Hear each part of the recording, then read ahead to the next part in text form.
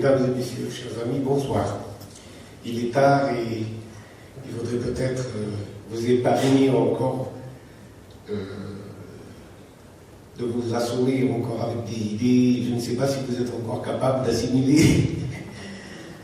Et surtout sur une question aussi essentielle, à mon avis, qui clôture la fin de cette heureuse rencontre dans cette ville magnifique de Bordeaux, qui nous rappelle à la mémoire, qui nous rappelle à l'histoire, mais qui nous rappelle aussi à cette fracture toujours présente entre Orient et Occident, entre en fait l'Occident et l'Islam, pour bien spécifier les choses.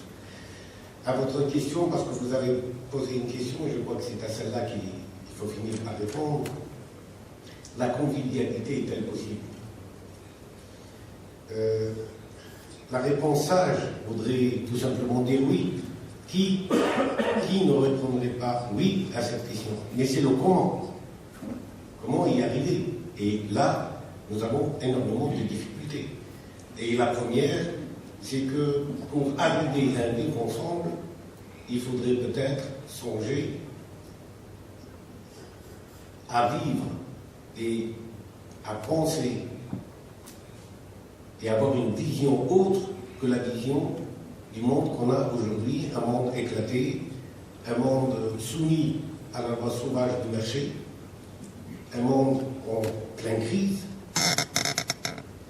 Et les crises sont multiples, les crises à tous les niveaux, énergétiques, réchauffement climatique, pollution, injustice, guerre. Enfin, je n'ai pas à vous décrire ça. Vous avez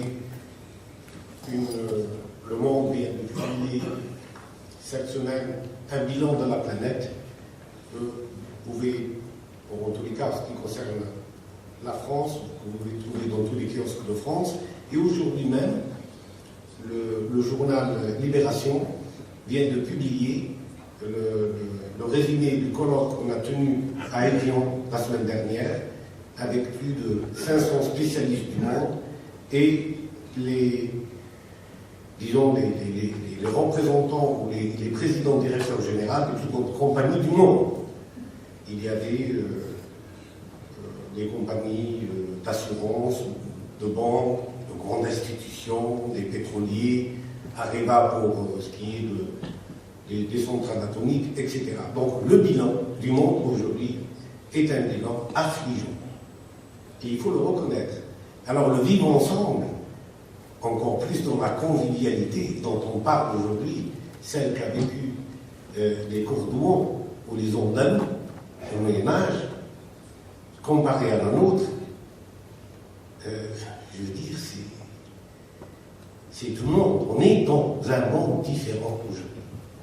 Dans un monde qui va, et ça c'est les spécialistes qui le disent, c'est pas pour vous alarmer, c'est pas pour vous inquiéter, c'est pas pour rappeler à la catastrophe ou à la fin du monde, mais c'est une réalité.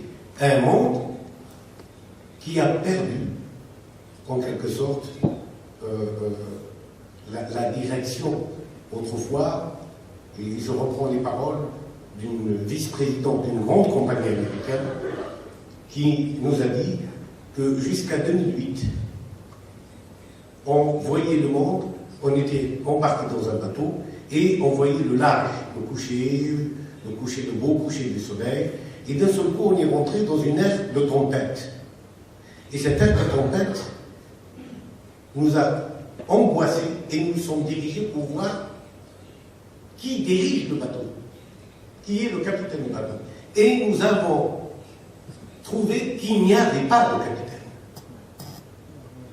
Donc ça, c'est la conclusion d'une grande multinationale américaine, d'une vice-présidente d'une grande multinationale américaine, qui fait ce constat. Et je vous épargne le constat des spécialistes qui nous avancent de toutes les couleurs, de toutes les formes et toutes les pollutions à venir. Donc, pour revenir à la question essentielle, il faut, à mon avis, ça il faut donner son avis, reste-t-il encore pour construire ce vivre ensemble, une humanité capable de les réaliser. Et pour cela, il est de notre devoir de passer à une autre culture, de sortir d'une culture du jeu à une culture du nous. Sans cette culture du nous qui rassemble à égale dignité, à égale distance, d'un centre où l'homme et les intérêts de l'humanité sont en jeu. Il ne s'agit pas d'Occident, il ne s'agit pas d'Orient, il ne s'agit pas de musulmans, il ne s'agit pas de chrétiens, il ne s'agit pas d'architecture, il ne s'agit pas d'esthétique. Nous sommes aujourd'hui emportés par un courant qui est dévastateur. Le représentant de la Chine nous a dit que la Chine, actuellement, l'eau en Chine, 70% des réserves d'eau en Chine sont polluées. Et qu'il faut, dans un temps record d'ici 2050, construire plus de 400 000 villes, nouvelles villes, pour abriter l'humanité qui vient. L'année 2010 a été l'année la plus catastrophique depuis que les statistiques existent. Donc, ces bilans-là, vous les trouvez chez les spécialistes, et je ne suis pas spécialiste, mais je vous donne un petit peu c'est-à-dire cette vision qu'on a aujourd'hui du monde, est un monde qui nous interpelle le plus profond de nous-mêmes. Nous reste-t-il encore un peu d'humanité en nous pour pouvoir faire ce sursaut et de passer de la culture du jeu, je suis musulman, je suis chrétien, je suis juif, je suis ceci, je suis cela, ou blanc ou noir, pour savoir si on est encore, comme le disait le prophète de l'islam, vous êtes tous d'Adam et de terre. Nous avons reçu la gestion de la terre et nous sommes aujourd'hui des prédateurs. L'humanité s'est transformée en prédateur. En tous les cas, ceux qui la gèrent, en prédateurs. Nous sommes en train de détruire la vie. Mais pas seulement la vie entre nous. Si autrefois on pouvait faire des batailles où il y avait des milliers de morts, aujourd'hui nous sommes non seulement, l'humanité est à une phase où elle risque de partir dans une crise où tout va justifier le meurtre et tout va justifier les peurs, et surtout depuis, il faut le rappeler, depuis le 11 septembre, depuis le 2001, nous assistons à une psychose sur une partie du monde qui représente 1,5 milliard d'êtres humains, c'est-à-dire le monde musulman. Et tous les musulmans ne sont pas des islamistes, et tous les islamistes ne sont pas des terroristes. Donc, nous devons aujourd'hui, comme je vous dis, créer une culture du nous. Peut-être que nous commençons à assister à... C'est vrai qu'il y a de par le monde des actions, qu'il y a de par le monde des gens de bonne volonté, comme on les appelle, et des gens qui essayent de semer cette espérance autour d'eux. Mais ils sont peu nombreux. On est peu nombreux. Donc, la question de ce vivre ensemble, de cette convivialité, oui, la sagesse dit, si vous réunissez 10 sages et vous les interrogez sur une question, ils auront une réponse.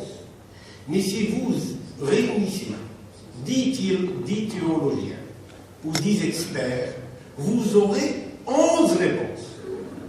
Donc, à nous de choisir. Merci.